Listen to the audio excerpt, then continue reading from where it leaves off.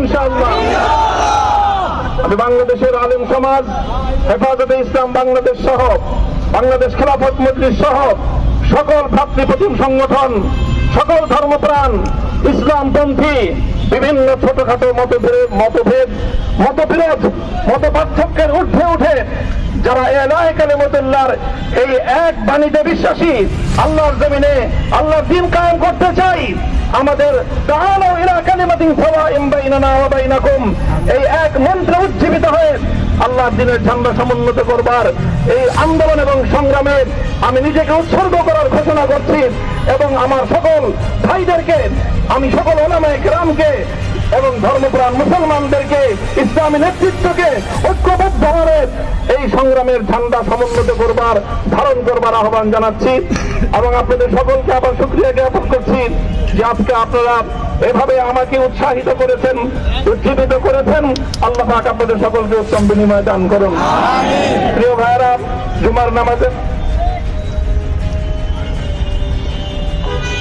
জুমার নামাজের একেবারে ঠিক আগ মুহূর্ত, এখন সব মসজিদগুলোতে জুমার প্রস্তুতি চলছে। আমরা এখন এখানে খুব সংক্ষিপ্ত দোয়ার মাধ্যমে আমাদের আজকের এই প্রোগ্রামের সমাপ্তি ঘোষণা করব। এরপরে ইনশাআল্লাহ প্রত্যেকে সুশৃঙ্খলভাবে যার যার জায়গা মতো বা আশেপাশের মসজিদগুলোতে গিয়ে আপনারা জুমার নামাজ আদায় করবেন।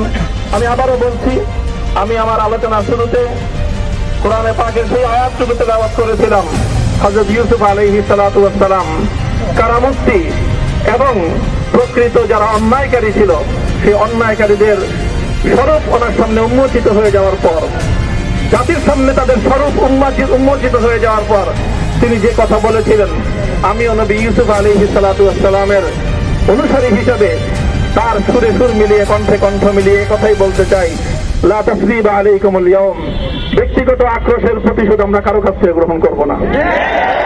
সকলকে আহ্বান জানাই, মাদ্রাসা, স্কুল, কলেজ, ভার্সিটি কোন শিক্ষা ব্যবস্থার ছাত্রদের মধ্যে বিভেদ করার নীতিতে মামুনুল হক বিশ্বাস করে না।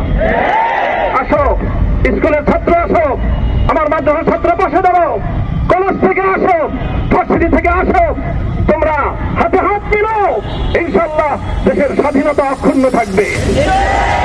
এদেশের ইসলাম এবং হাজার বছরের যে সাধনা সংগ্রাম, সেই সংগ্রাম বিজয়ী হবে ইনশাআল্লাহ। এই জনপদ ইসলাম এবং মুসলমানদের জন্য হাজার বছর ধরে এখানে কালেমার ঝান্ডা সমুন্নত করবার জন্য আমাদের পূর্বপুরুষরা যে সংগ্রাম করে গেছেন, সেই সংগ্রামকে আমাদের কাঙ্ক্ষিত গন্তব্যে পৌঁছানোর জন্যই আমরণ এক সাধনায় আত্মনিয়োগ করতে হবে। সেই আহ্বান আমি সকলের প্রতি ব্যক্ত করছি। ও আখিরু দাওয়ানা আলহামদুলিল্লাহ।